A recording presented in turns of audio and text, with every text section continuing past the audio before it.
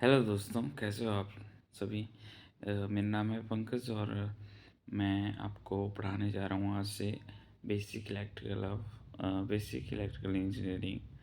तो ये मेरी यूट्यूब पे पहली वीडियो है और आई होप मैं कुछ अच्छा करने जा रहा हूँ। तो मेरी ये पहली वीडियो है, तो मैं आपको इलेक्ट्रिकल इंजीनियरिंग पढ़ने से पहले कुछ बेसिक चीज़ें जो हैं वो बताऊंगा।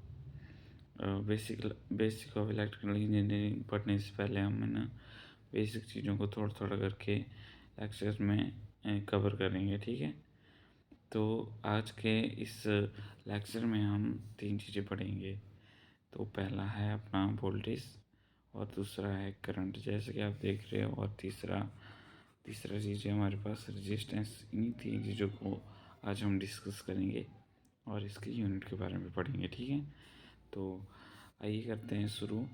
सबसे पहले कि वोल्टेज वोल्टेज बेसिकली क्या होता है। तो voltage is just a pressure, एक तरह का प्रेशर ही होता है जो कि मतलब किसी कंडक्टर को उसमें से जाने वाले करंट को चाहिए होता है, फ्लो करने के लिए चाहिए होता है। उसको हम वोल्टेज बोलते हैं, ठीक है। दूसरी बात आई करंट की। तो करंट क्या होता है, बेसिकली करंट जो होता है वो फ्री फ्लो ऑफ इलेक्ट्रॉन होता है। तो फ्री फ्लो ऑफ इलेक्ट्रॉन को ही हम करंट बोलते हैं। तो तीसरी चीज़ अब हम पढ़ेंगे रेजिस्टेंस। रेजिस्टेंस जैसे कि इसके नाम नाम से ही पता चलता है कि किसी चीज़ को रजिस्ट करना मतलब रोकना। जैसे हमारे मम्मी पापा बोलते हैं कि बच्चे गंदी संगत में नहीं जाना, यहाँ नहीं जाना, उधर नहीं जाना, ठीक है। तो वो क्या हो गया, एक तरह के मतलब ऑपोजिशन हो गया। मतलब वो हम भी रोकते हैं। उसी तरह से जो करंट है उसके मम्मी पापा ले सकते हैं आप रेजिस्टेंस को। वो बोलता है कि भाई यार तू उधर मत जाया कर, या इधर उधर मत जाया कर भाई तू। लिमिट करते हैं मतलब उस चीज़ को ना, कि भाई आप कुछ आपको एरिया दे रहा जा रहा है, मतलब आप उस एरिया में काम करेंगे, ठीक है। That is your resistance. तो अभी हम इन्हीं तीन चीज़ों को समझेंगे इन्हीं इस एग्ज़ाम्पल के थ्रू। मान लो हमारे पास यहाँ पे दो टंकियाँ हैं पानी की, ठीक है। एक फिगर नंबर 1 कर देते हैं यहाँ पे, और दूसरी हम कर देते हैं फिगर नंबर 2, ठीक है। तो मान लो ऊपर वाली टंकी में इस लेवल तक जो है वो पानी है, ठीक है, इतनी हाइट तक। तो इसकी वोल्टेज क्या है, ज़्यादा है। सेम वैसे ही नीचे वाली टंकी जिसमें फिगर नंबर 2 में है ना, इसमें भी पानी भरा हुआ है, पर इसमें जो हम लेवल देख रहे हैं पानी का वो जो है वो कम है। तो वोल्टेज भी यहाँ पे बिल्कुल कम रहेगा, ठीक है। और जो पानी है इसमें स्टोर हुआ उसको हम एज अ करंट लेंगे। और जो बाल्स हैं इस टंकी की, उसको हम रेजिस्टेंस लेंगे, जो मतलब इसको रोक रहा है कि भाई तू बाहर मत जा यार। जैसे हमारे मम्मी पापा वाला एग्जाम्पल मैंने आपको समझाया अभी, वैसे ही, ठीक है। तो वोल्टेज हो गया, करंट हो गया और रेजिस्टेंस हो गया। अभी हम देखेंगे इसमें कि मान लो यहाँ से पानी जो है वो कहीं से बाहर आ रहा है, इसका आउटलेट जो हमें दिया हुआ है। तो हम देखेंगे कि ये जो पानी है वो यहाँ से बाहर निकल रहा है, और इसमें जो है वो लेवल ज़्यादा है पानी का। तो इसमें से जो है वो पानी को जो है वो प्रेशर जो प्रोवाइड होगा, मतलब जो वोल्टेज प्रोवाइड होगी वो ज़्यादा होगी एज़ कम्पेयर टू नीचे वाले जो टैंक में पानी है उसके, ठीक है।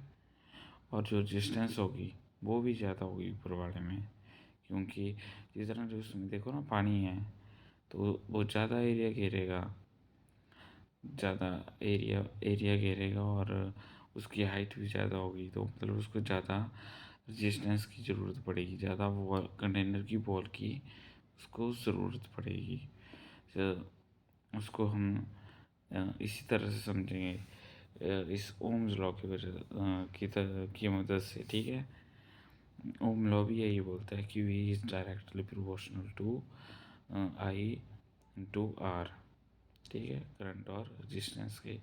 इसको हम और डिटेल में आगे पढ़ेंगे, और बेसिकली हमें इलेक्ट्रिकल इंजीनियरिंग में इन 3 चीज़ों के बारे में पता होना जो है वो ज़रूरी है।